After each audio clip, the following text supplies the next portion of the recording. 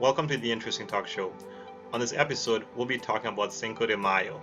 Cinco de Mayo, as we know, is celebrated worldwide, but primarily in Mexico and in the United States. In this episode, we'll be answering two questions. What is Cinco de Mayo? And why is Cinco de Mayo so popular in the United States? Ready? Let's roll. Number one, what is Cinco de Mayo?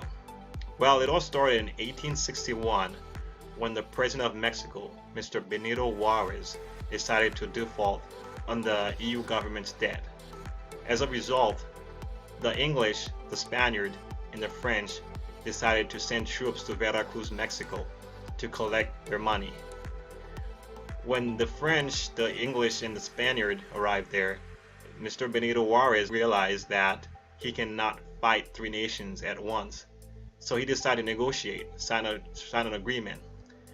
Mexico signed an agreement with England and the Spaniard. However, the French under Napoleon III decided to use that as an opportunity to carve an empire in Mexico.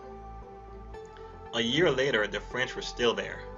In the morning of 1862, May 5th, 1862, France decided to attack a small town called Pueblo de Los Angeles in Mexico, or Pueblo de Los Angeles.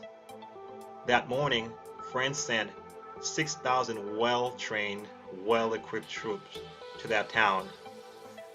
Mr. Juarez Benito gathered about 2,000 indigenous Mexicans to hold and fight back. These Mexicans, they barricaded themselves, ready to risk their lives for their country and their town. At daybreak, France attacked, and the Mexicans fought. They fought until early evening when France retreated. By the time France retreated, they lost a lot of men, almost 5 times as many men than the Mexicans. The Mexicans, since that day, they celebrate the victory of Cinco de Mayo. That was one of their biggest victory. That war is called the Franco-Mexico War, and it's celebrated in Mexico and wherever Mexican has some influence. Now, the second question is, why is Cinco de Mayo so popular in the United States, especially if it was a war that was fought in Mexico by Mexicans? Now, let's go back to 1933 when President Roosevelt of the United States signed a law called the Good Neighbor Act.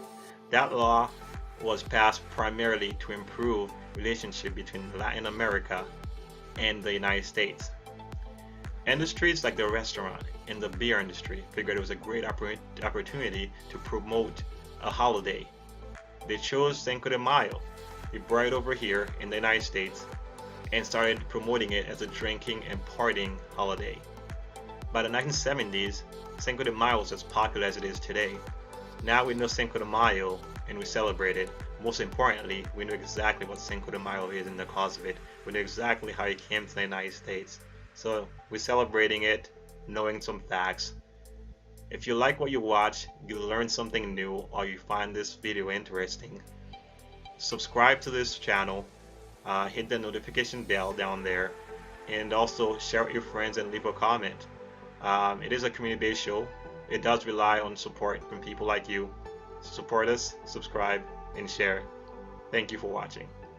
Happy Cinco de Mayo.